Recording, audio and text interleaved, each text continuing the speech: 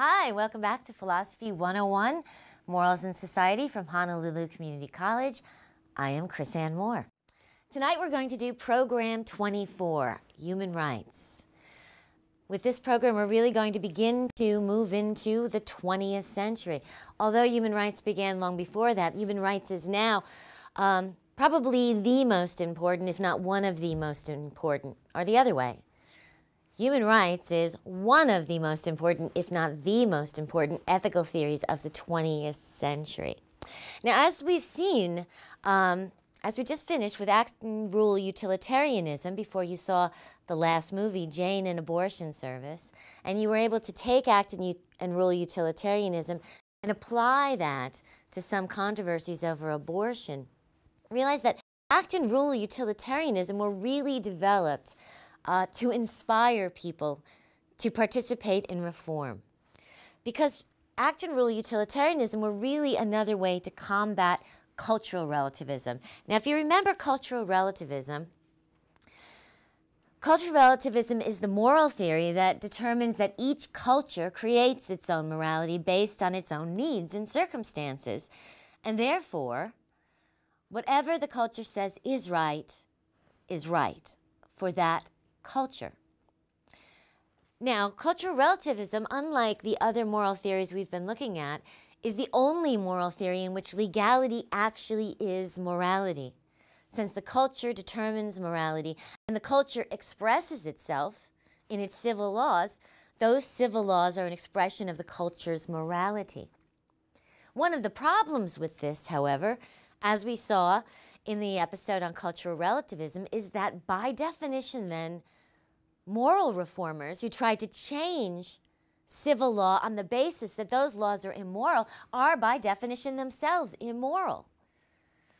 You see, moral reformers who attempt to change civil law are saying that there is a higher moral law which these laws break, and therefore these laws must be changed. Susan B. Anthony, Mahatma Gandhi, Nelson Mandela all believed that the civil laws of their government were immoral.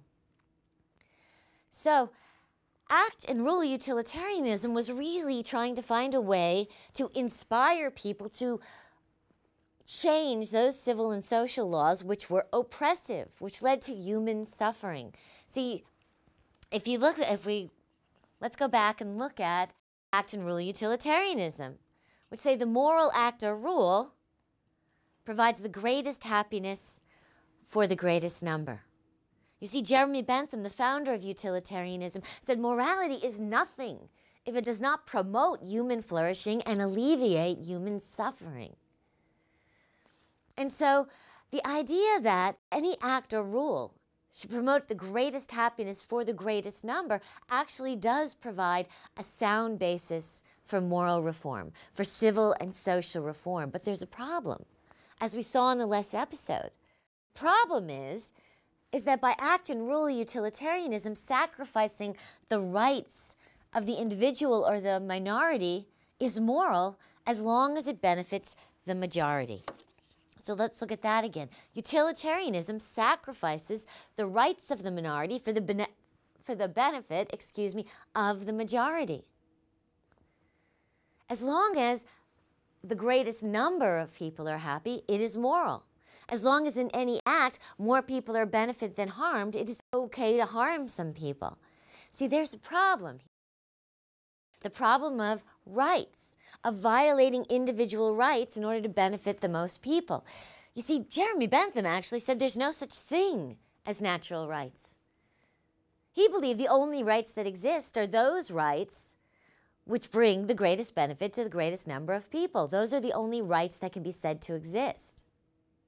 And so Jeremy Bentham called natural rights nonsense. As a matter of fact, he said they were nonsense upon stilts. So, although in utilitarianism we have a sound basis for moral reform, we also have a major flaw, because there are people who believe in rights, in natural rights. And we haven't discussed that so far in our exploration of ethics over history. And now we're going to do that, because they're an essential component of most major theories. And even as there's such a component of our ethical theories that we say, whoa, that violates rights. So when we talk about rights, let's look at what we're talking about. Because there are other moral reformers who believe not in utilitarian reform, but a reform based on natural rights. The creators of the United States of America based the creation of America on natural rights. Susan B. Anthony, the women's rights movement, the child labor movement. We're talking about rights. Now, natural rights ethics actually arose out of natural law. They came out of the 17th century when philosophers were looking for a way to combat the divine right of kings. Really, through most of history, there was no conception of rights or natural rights. Rights were the divine right of the king or queen to rule, and other rights were based on duty or obligation that were related to one's station in life, one's class. But there were no natural rights for the common people. John Locke and Thomas Hobbes are two of the most influential natural rights theorists. So let's go back and begin to look back at Thomas Hobbes. As you remember, we talked about Thomas Hobbes back in chapter 4. Now, Thomas Hobbes lived from 1588 to 1679. And if you remember when we talked about Hobbes, Hobbes had a particular view of nature. He believed the Hobbesian view of nature was that war was the natural state of human beings. See, Hobbes imagined a time, whether it was theoretical or actual, at which human beings lived in a state of nature, free to pursue their own interests. But in Hobbes' imagination, human beings are egoists, and therefore they pursue their own interests without regard to anybody else. And therefore, as each human being is pursuing their own interest and disregarding others, life becomes one of constant war. Such a condition becomes eventually unlivable. Actually, nasty, brutish, and short, as Hobbes himself said. So human beings come together and form communities and agree to abide by rules. And therefore, morality is a social contract made by human beings so that society may exist. This is, of course, called the social contract theory of morality. Morality is a contract made so society can exist. However, Hobbes, as I said, had a dark view of human nature, and he believed that human beings would break these rules if they thought they could get away with it. They would be very happy to have everybody else follow the rules, but if they thought they could get away with it, they would break the rules. So Hobbes determined that an absolute sovereign was necessary in order to really terrorize people into abiding by the rules. Now, once societies were formed, the social contract was made, and absolute sovereignty was determined, Hobbes thought that the sovereign's rulership had to be absolute to make society work. And therefore, the people had no rights against the sovereign. And the people could not go back on their social contract. It was now made and could not be changed or rebelled against. As a matter of fact, Hobbes said people had one natural right, and that was the right of self-preservation, the right of defense. And this was the only right granted by Hobbes to the people. Well, our next natural right theorists develops on Hobbes, but he expands the idea of rights to include not only self-preservation, but other rights as well, and that is John Locke. John Locke expands on that. John Locke, who lived from 1632 to 1704, was concerned with establishing that human beings did not have natural authority over one another. Even a sovereign didn't have natural authority over the people. He expanded on Hobbes' idea of rights to say we have the right to life, to health, to liberty, and to property. So let's look at that. Natural rights for John Locke included life, health, liberty, and property. You see, Locke said these rights are God-given, that there are laws of nature, and that reason will reveal to us, if we will but look at it, that human beings are born with certain inalienable rights. As a matter of fact, he writes, the state of nature has a law to govern it, which obliges everyone, and reason, which is that law, teaches all mankind who will but command it, that being all equal and independent, no one ought to harm another in his life, health, liberty, or possessions. So, Locke expands really on Thomas Aquinas' fundamental value of life and on Hobbes' notion of self-preservation, and says that we have a natural right to life and to health. Furthermore, since we are born free, we have the right to liberty. In other words, we can order our lives however we see fit, as long as we do not infringe on others' natural rights. This is the fundamental concept of liberty. Locke actually goes so far as to say we are not made for one another's use. We are made to determine our own goals and purposes. Now, this will be echoed by Kant, and basically is Kant's practical imperative many years later. Kant will say, always act so that your action treats everyone, including yourself, as an end and never simply as a means, meaning that you cannot use other people. Locke wrote that centuries before Kant did. Kant actually said, as we talked about, that one cannot even treat themselves simply as a means. So therefore, one cannot commit suicide. That suicide is by all means immoral, because that is the ultimate in using oneself and ending one's own liberty. Locke echoes the same thing. Actually, he takes it farther. Locke says we are not made even for our own use, but for God's use. Therefore, we cannot commit suicide because we are here for God's use, and that would be a violation of what we are here for. So, life, health, liberty. Locke is also extremely interested in establishing property rights, which is really, this is the first time we have a full-blown concept of the idea of property. Now, Locke argues that in the state of nature, land cannot be owned, resources cannot be owned. However, he argues that once one mixes their labor with the land, that land becomes theirs and can in no way be taken away from them. For example, if a family clears a wilderness, creates a farm, plants that farm, and grows the food on that farm, that land is then theirs. Once you have mixed your labor with the land, transformed the wilderness into cultivation, that land and property are yours and should not be taken away. You see, Locke is establishing rights of the people against the government, that the government cannot infringe on or limit. But Locke did not saw land as wilderness. If it was not cultivated, it was not valuable. As a matter of fact, Locke writes of the Native American people that they do not cultivate their land and therefore encourages Europeans to take the land of the Native American people.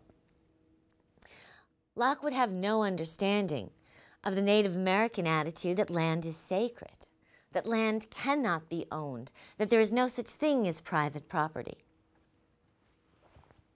Now, Locke, like Hobbes, looked back to a time there was a state of nature when everyone was free to pursue their own interests. But Locke had a far brighter view of human nature than did Hobbes. Locke actually believed that that time was a time of mutual preservation, of beneficence, of happiness, of peace. However, Locke believed also that at one point the population started to grow and there was competition for goods and services. And so there were people who began to infringe on one another's rights. Not the majority of people, as Hobbes thought, but there were people that would infringe on others' rights for their own self-interest, and so a government became necessary. Locke, too, believes that societies happened because people came together and agreed to live by rules in order to allow society to be possible and to protect their rights, their natural rights. But you see, this is where Locke completely differs from Hobbes, because Locke says governments exist by the consent of the governed. Governments exist only to protect the natural rights of the governed. Now, Locke goes on and says, power tends to corrupt. And so the governments need to be carefully checked and balances. The best form of government to protect one's natural rights is actually a representative democracy. But that government must be formed so that there are balances against absolute power. Whereas Hobbes thought a leviathan, an absolute sovereign, would be best, Locke thought a government with different branches, where there was a legislative branch and an executive branch that balanced one another. Now, these ideas probably sound very familiar to you, or at least they should, because John Locke's ideas have had a tremendous amount of influence. Let's look at this again. Locke says governments exist by the consent of the governed. Governments exist to protect natural rights. Well, what follows from this, then, if the government is failing to protect those natural rights or infringing upon them, citizens may rebel against an unjust government. Why does that sound so familiar? Because Locke had enormous influence on the founding fathers of the United States, particularly on Thomas Jefferson, who at 26 years old, wrote the American Declaration of Independence.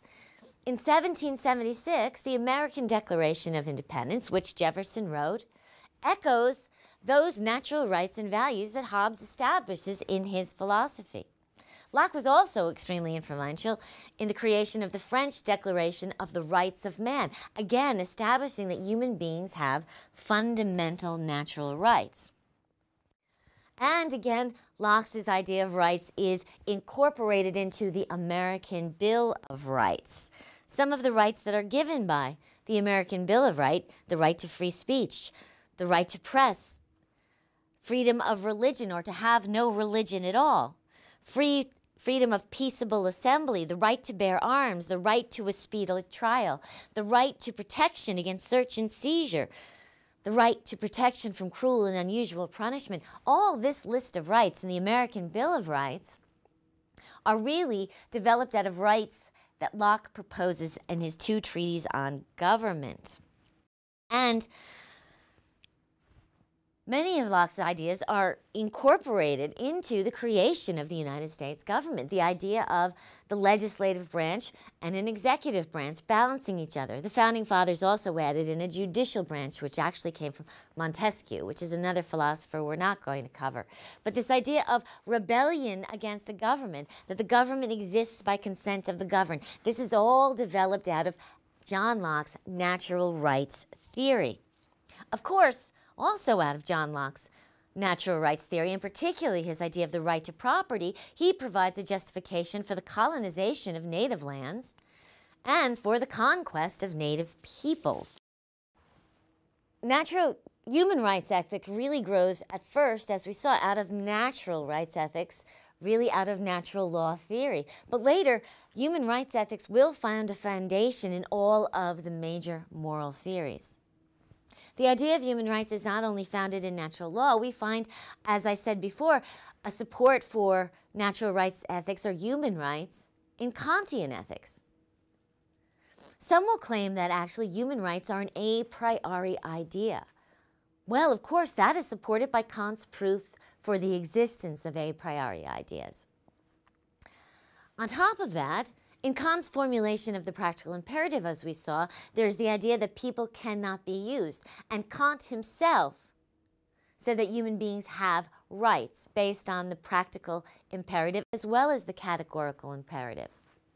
So in natural law theory and in Kantian ethics, we find a base for human rights. We also find a base for human rights in certain interpretations of divine command theories, in the idea that God created all human beings equally, and in the idea that each human being is created in the image of God. This has also been used to support rights. Now, utilitarian theory, as I said before, the founder of the utilitarian theories, Jeremy Bentham, didn't believe in natural rights, called them nonsense on stilts. He believed only those rights existed which brought utility to the majority when those rights were recognized. However, Bentham was disagreed with one of his protégés, John Stuart Mill. John Stuart Mill lived from 1806 to 1873. He was actually the son of Bentham's collaborator, John Mill. And John Stuart Mill became the intellectual heir of Bentham.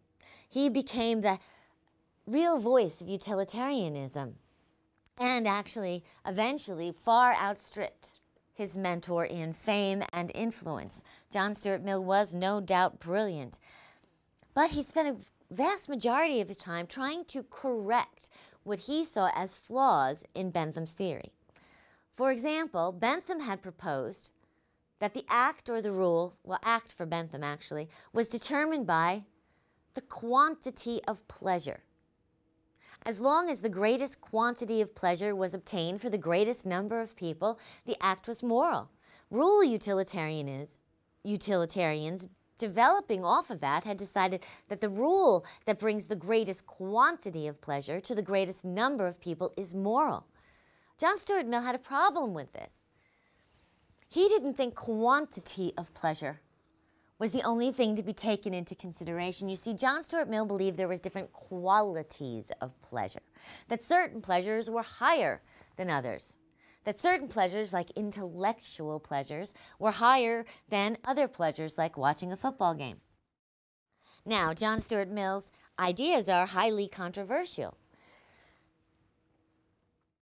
Another way that John Stuart Mill tried to reform utilitarian theory is that John Stuart Mill actually believes that inalienable rights should be recognized because, in fact, they brought utility. And this is what's going to be important for us in terms of the development of human rights, because John Stuart Mill provides a utilitarian argument for the existence of basic human rights. As a matter of fact, in one of his most famous books on liberty, John Stuart Mill, which he wrote with his partner and collaborator and wife, Harriet Taylor Mill, John Stuart Mill says liberty basically means every human being is sovereign over themselves except where they may do harm. In other words, again, like Locke's idea of liberty, John Stuart Mill is saying that you have the right to order your life in any way you choose as long as you do not harm others. At great length in his book, Mill argues that liberty, when given to every member of a community, actually provides the greatest long-term utility for that community. That the only way for human beings to truly flourish is to give them the maximum amount of liberty. Now, to really understand Mill's concept of liberty, that you can do anything you want as long as you don't harm another, we have to understand what Mill meant by harm. You see, when Mill's talking about harm, he's not saying emotional distress or upsetting people. The only thing that really counts as harm, the things which counted harm to Mill, are if you infringe on another's rights, you infringe on somebody else's liberty, or you cause physical damage or damage to property, or break a contract, which is infringing on rights. You see, Mill would have no agreement with those who, for instance, argue against homosexuality on the basis that it caused pain to loved ones, that it causes emotional distress. Mill doesn't count emotional distress as harm. Emotional distress is really something people impose on themselves. They decide to get upset about something. You don't have the responsibility to take care of other people's emotions. You do have the responsibility not to infringe on their rights or to damage them in person or property. In this, actually, Mill agreed with Bentham. Bentham wrote a 60-page treatise demanding that England repeal its sodomy laws, and the idea that homosexuality doesn't infringe on anyone else's rights, nor does it harm anyone else in person or property.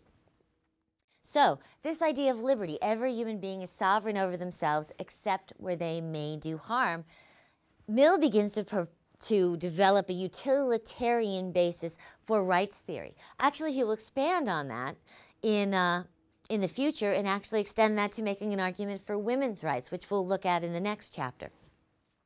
So we really find here that human rights theory finds a fundamental argument in favor of it in all of the major moral theories, in divine command theory, in Kantian ethics, in natural law theory, and now in utilitarianism, or at least some forms of utilitarianism, we have an argument for fundamental human rights. And these human rights have been enormously influential in terms of conceptualizing and also sometimes realizing social and civil change and reform. Human rights were at the basis of the founding of democracies, the United States. We were under the foundation of the conceptualization of the French Revolution. Also of the foundation for the prohibition of child labor, for the attainment of workers' rights, for the establishment of Social Security and unemployment and disability benefits.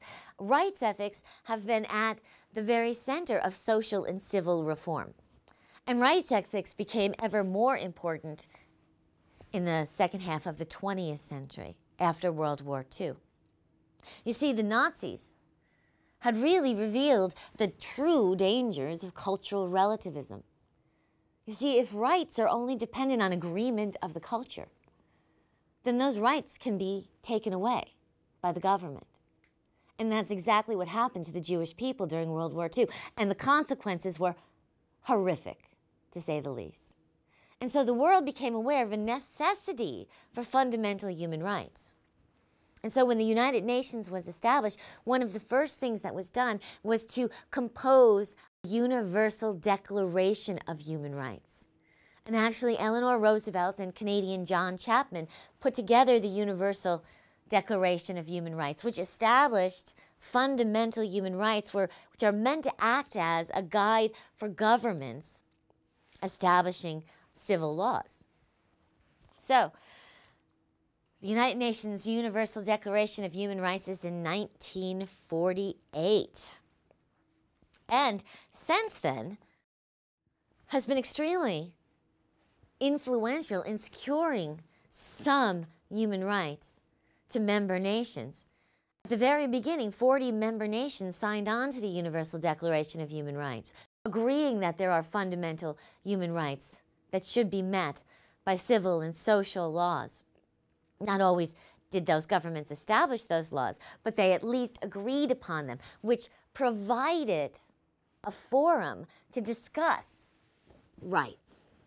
And the United Nations has been extremely successful in sometimes securing those rights, in the release of political prisoners, in applying pressures on governments for human rights violations, in providing forums where victims can be heard and human rights violations can be revealed.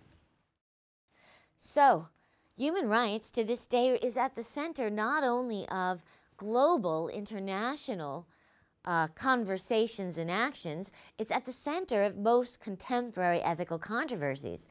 Abortion, capital punishment, assisted suicide, euthanasia, all to some extent revolve around the question of the existence of fundamental human rights.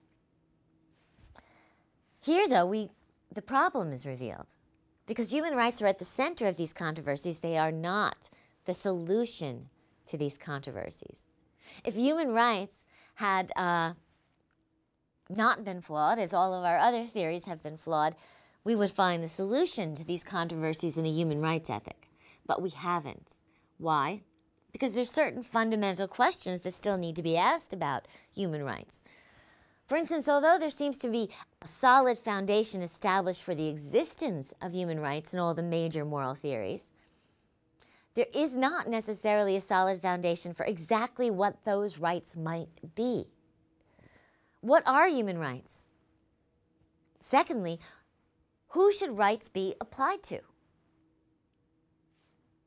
Thirdly, under what situations can rights be violated or suspended? And fourth, how can they be enforced?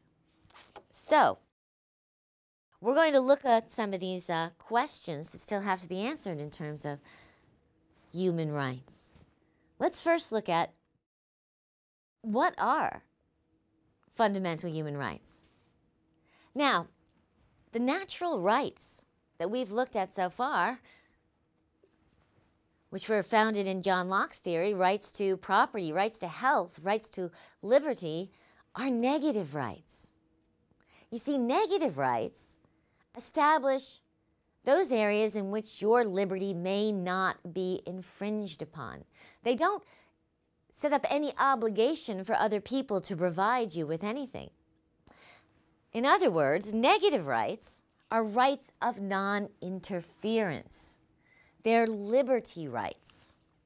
In other words, they are not establishing what you should be provided with, only where your rights cannot be infringed upon. For example, the right to life and health means that no one has the right to infringe upon your pursuit of that which you need to stay alive. It does not establish that anyone needs to give you what you need to stay alive, nor does it establish that anyone should provide you with health care, that anyone is obligated to do that whatsoever. Or let's look at, for instance, the right to bear arms in the Bill of Rights. That says that nobody can take your gun away from you, but it doesn't mean anybody has to give you a gun. The right to property means that no one can infringe upon your property, but it doesn't mean anybody is obligated to give you property. So most of the rights, the natural rights that are established in the American Bill of Rights that were established by John Locke were negative rights. And negative rights ethics is still an important aspect of ethics today. One of the most famous negative rights ethics is Ayn Rand, who lived from 1905 to 1985. Now, Ayn Rand grew up in Russia, and she saw her family lose everything in the Communist Revolution. And when Ayn Rand immigrated to America, she became a vocal proponent of natural rights ethics, of non-interference by the government. As a matter of fact, of minimal government interference and maximum liberty for citizens. She became the voice for libertarian principles, for the idea of maximum liberty and minimal government, which are libertarian principles, and actually became a strong voice for laissez-faire capitalism, believing even that businesses should not be regulated by the government, that the property of the owner was the owner's property to do with as he or she will. Now, if you'll remember, you can go back and read in the chapter on utilitarianism a little bit more about laissez-faire capitalism. You see, negative rights are basically based on the principle of equality. Now, the principle of equality is that we are all free and equal to pursue our goals. The principle of equality refers to equal opportunity. The principle of equality refers to the fact that each human being is deserving of an equal amount of respect. And the principle of equality demands equal treatment for human beings. The principle of equality does not mean that everyone is equal, because it's quite apparent that everyone is not equal in terms of talent, intelligence, courage, perseverance. Human beings are vastly different in their talents and abilities. Life is not fair by any way that we can actually observe it. However, there are those who say that there's a problem with negative ethics because the fact is there's not an equality of opportunity either. The idea of an equality of opportunity actually proposes an ideal situation that does not exist. The fact is some people are privileged. The fact is that some people are born with a start on other people, with wealth and advantage and networking and all the other things that come with status and class, where some people are severely disadvantaged by poverty or by multiple oppressions that are still present in our society. Race oppressions, gender oppressions, oppressions based on sexuality, on age, on disability. And therefore there's no such thing as equality of opportunity, which leads to the problem with negative rights. You see, the problem with negative rights is that they advantage the privileged and the assertive, and they ignore actual inequalities. You see, negative rights have no meaning to those who have no property. Negative rights have no meaning if you can't meet the minimal standard of living. Negative rights only have meaning to those who are able to assert those rights. If you can assert your right to free speech, you have free speech. If you can assert your right to own property, if you are able to own property, then you are protected by negative rights. But negative rights disadvantages those who are unable to assert those rights. Furthermore, as many feminist philosophers will point out, negative rights advantages those who are out pursuing their happiness or asserting their rights, and disadvantages those who are staying home and taking care of others. Because negative rights is not about taking care of others. Negative rights are based in a fundamental conception of the individual pursuing their own happiness. So this may be a huge flaw in negative rights. Now, as a response to the problems of negative rights, there are others who propose positive rights. What are positive rights? Positive rights are really also called welfare rights, which mean that it's not the negative right of being protected, it is a positive right of being provided with goods and services. Positive rights say that human beings have the right to be provided with certain fundamentals. Now, there are huge disagreements of what those positive rights might be. They include rights to clean water, clean air, to food, shelter, education, medical care, the right to work.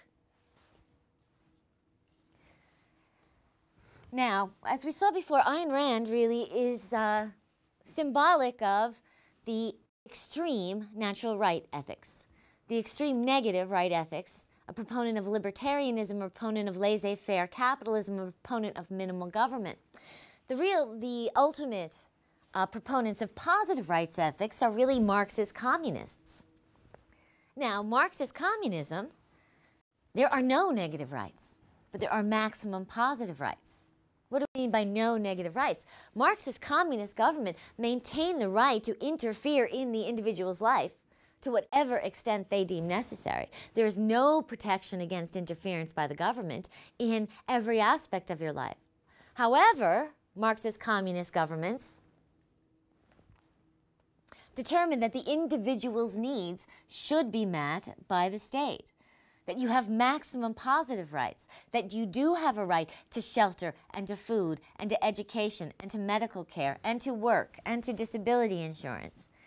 And so these are the two extremes, the libertarian ideal and the Marxist ideal. Now, obviously here we might see there's a problem with positive rights as well. What are some of the problems with positive rights? Well, for one thing, if everyone is going to be given access to housing and food and clean water and education, somebody has to pay for it. Somebody has to make that possible. This requires, at the very least, high taxes and huge government bureaucracies. It also means taking away from those who have and giving to those who do not have. And therefore, many people complain, especially the libertarians, the problem with positive rights ethics is it encourages weaknesses, it burdens and disadvantages those who work hard. Now, that may be an extreme point of view. It's exemplified by a quote. For instance, someone who says about disability insurance, if you pay people to be sick, you can be darn sure there's going to be a lot of sick people I have to pay for. Now, obviously, that's an extreme example. But it is true that a positive right ethics means that those who are working very, very hard have to take care of those who are, for some reason, unable to or unwilling to. And it's very hard to make that distinction. Now, the vast majority of people believe that there is some combination of positive and negative rights, that there is some combination in society of burdens and benefits. However, there's a huge conversation about what that actually might be, and there's a huge form of disagreement, from the libertarians to the communists and the socialists, which are somewhere in between. So, that's the first problem of human rights ethics. What rights do humans have? Let's look at the second problem of human rights ethics. The second problem with human rights ethics is determining exactly who has rights. Now, this might be more clear in those conversations that have attempted to extend rights to the environment or extend rights to animals. And there are those conversations. But really, there's a conversation of who has human rights. Who can be considered a person? For example, in involuntary euthanasia. This is a situation where someone is unable to speak for themselves, unable to communicate. They're in a coma or in a vegetative state. And their life is only being continued by medical intervention, by machines or by feeding tubes. Does that person have a right or not? Who gets to decide whether that treatment should be continued? Now, if we think of the person as a person with human rights, then no one has the right to suspend that treatment. If we think that the person is no longer a person with human rights, then the idea of the suspension of the treatment moves to family or doctors or the government. You have to see where. When does human life end? Is it when the brain waves stop? Is it when the heart stops beating? Is it when all quality of life and communication is gone? You see, these are extremely difficult questions to answer. It's a question of who has rights and how can those rights be applied? An example of this might be actually the confusion that can be generated out of this. Let's look at the idea of assisted suicide, which is a major controversy today in the United States. We only have one state where assisted suicide is illegal. Assisted suicide is the right to die. Some would say the right to death with dignity. In other words, if someone is usually in a tremendous amount of pain and terminal, some argue that they have a right to ask for help in ending their life peacefully and painlessly. That they have the right to get a doctor like Dr. Jack Kevorkian who can help give medication which will help them end their life. Because, of course, some of these people don't have control of their limbs or their esophagus, or even if they do, are unable to take that step. Should there be such a thing as a right to assisted suicide? Should assisted suicide be legalized? Well, probably would not surprise you. Your answer to that question is going to depend on what human rights you believe in, who you should be applied to, and actually what theory your basic conceptualization of human rights arises out of. For example, if you are a natural rights ethicist or a negative rights ethicist like John Locke, assisted suicide would in no way be a right. The fundamental right for the natural rights ethicist is self-preservation, the pursuit of life and health, and therefore assisted suicide or any kind of suicide is a violation of one's right to self-preservation. Now, the Kantian ethics, as I said, would say you don't have a right to suicide because that was using yourself simply as a means, regardless of the reason. Well, what about utilitarians? How would they argue? Well, there are some utilitarians who, based on actually the fundamental right of liberty, would say that each person has the right to pursue whatever goals they decide upon as long as they are not infringing on the rights of others, as long as they are not harming others. And these utilitarians argue that in assisted suicide, no one else is harmed. And you cannot use the argument of emotional harm because that's already been dismissed. So what physical harm, what harm to property, what infringement on other rights does that create? None. So you have the right to assisted suicide.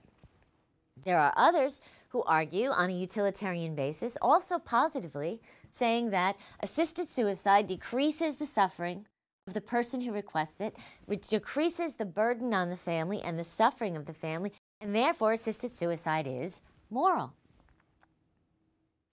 However, there are still other utilitarians who say that assisted suicide does not bring utility and therefore is immoral. These utilitarians argue that once assisted suicide becomes legal, the terminally ill, who are indeed a burden on their family members, will feel a tremendous amount of pressure from those family members or from their own conscience, true or not, to ask for assisted suicide when they don't want to. These utilitarian argues that on top of pressure from conscience and family, it is possible that insurance companies will begin to apply that kind of pressure. Insurance companies spend millions and millions and millions of dollars on the terminally ill. So who's to ensure that insurance companies won't pressure people to commit assisted suicide if it were allowed? And so these utilitarian argues say legalizing assisted suicide brings more suffering than it does happiness, and therefore must be immoral. You see, your conceptualization of rights and how they are applied depends on who do you define as a person with rights, and then how do you apply those rights depends on the theory, perhaps, that you're using to support the existence of those rights. Let's explore this a little bit further, this idea of who is a human being. You see, we have no conceptualization, as I said, when life ends. We also have no conceptualization of when life begins. When does a fetus become a human being? When should a fetus be conceptualized, if ever, as having rights? This is no ways easy. We don't know. Science, philosophy, and religion have not been able to supply us with an absolutely sure definition of the beginning of personhood. You see, Aristotle, Aquinas, they both believed, and Augustine actually is one of the founders of the Catholic Church, one of the most important founding fathers of the Catholic Church, actually believed that the fetus only had a vegetative soul until the quickening. The quickening is that point in pregnancy where the mother can feel movement in her womb. Before that, the fetus is not considered a human being by Aristotle, by Augustine, or Aquinas. So really up until, through the early Greek philosophy and up until the late Middle Ages in the Christian tradition, in the Catholic tradition, the fetus is not considered a human being until later in pregnancy. The Catholic Church changed their position on this in around the 17th century. And actually the reason that the position was changed was because of the new invention, the microscope. A young scientist was looking through the microscope at sperm, and the scientists believed that they saw a little tiny human being inside the sperm. He called it homunculus. Now, once it became generally believed that there were little tiny human beings in sperm, it was begun to be believed that human beings were human beings from conception. And so the Catholic Church began having a doctrine not allowing for abortion because the fetus is considered a human being from conception. Well, now, of course, we know the young scientist with his new microscope was quite mistaken. There's no tiny little human beings in sperm. But the Catholic Church has retained their doctrine. But do we know? When does a fetus become a human being? Is it the quickening? Is it conception? Now, many divine command theorists who are Christian or Jewish look at the Bible. Well, interestingly enough, the Bible says nothing directly about abortion.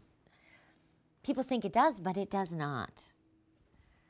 Now, there are other passages in the Bible that people have interpreted as referring to the fetus and abortion.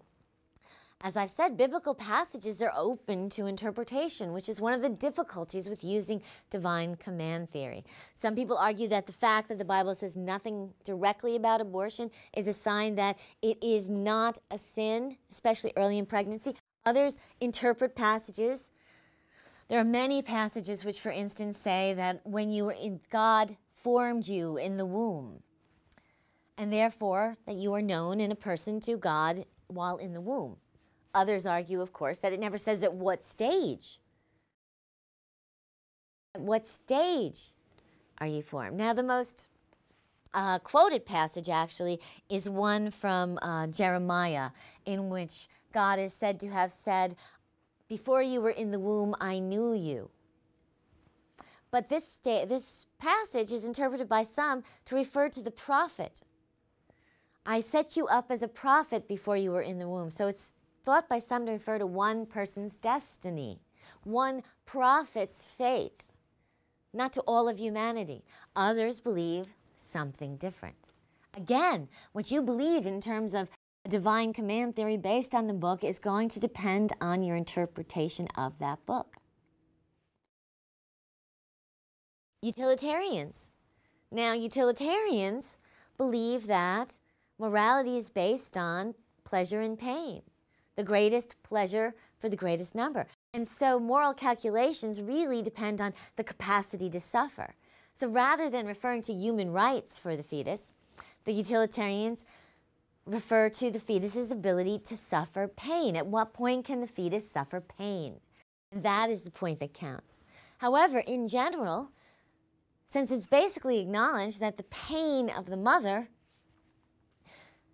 the capacity to feel pain of the mother is far greater than that of the fetus, then the mother is actually a much larger calculation. And furthermore, since the mother has relationships in the world and can also feel pain in those relationships or cause pain in those relationships, her considerations of her pain outweigh those of the fetuses.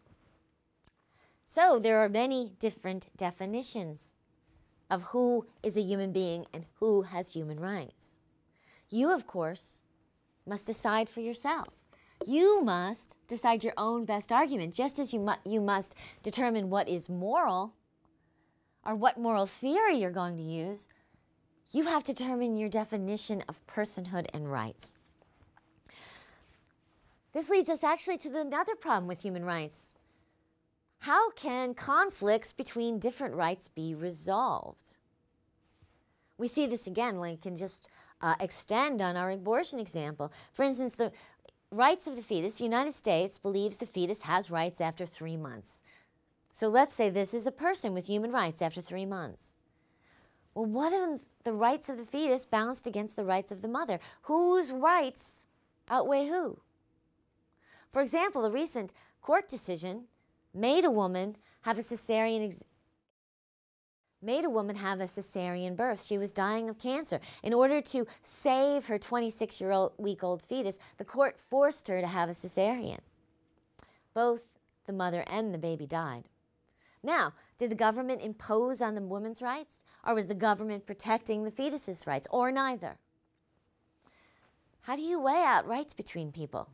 Does a pregnant woman have the right to smoke and drink? Does the government have the right to interfere if a woman smokes and drinks? This also extends into other ethical controversies, the right to free speech. How does that get weighed against those who would use it for pornography or hate speech or to incite violence? Is your right to protection against harm outweigh the right to free speech, or does the right to free speech outweigh the right to protection against possible harms? Again, it's not easy to decide. And, just as importantly, let's look at those problems with human rights ethics we've looked at so far. What rights do humans have? Who is a person? How can conflicts between rights be resolved? And next, under what circumstances can rights be violated? And then how can human rights be enforced? Under what circumstances can rights be violated? Well, we've seen since natural law ethic, there's usually some conceptualization of forfeiture in all the ethical theories, that the rights of someone who is guilty may be violated for protection of the innocent or for justice by the government. But what about those situations where that does not apply? This has become extremely important since September 11th, actually after the terrorist attacks. In the wake of the terrorist attacks, in an effort to prevent further attacks, the United States government repealed many of the fundamental human rights established in the Bill of Rights. The protection against search and seizure was repealed. The right for a speedy and public trial was repealed. Since September 11th, many U.S. citizens and many more immigrants have been arrested and held without being charged, without being given legal counsel, with no trial. Many, many have found that they have been subject to search and seizure without a warrant, without their knowledge or their consent. Now, some people argue that this was necessary, that this suspension of rights was necessary due to the level of danger. There are others, however, who say, like Benjamin Franklin, that those who are willing to give up their rights those who are willing to give up their liberties in order to obtain safety deserve neither liberty or safety. Again, another problem with human rights. And then we'll look next time, the fourth, I think. Problem with human rights is, how can they be enforced? We'll talk about that a little bit in the next episode. See you then.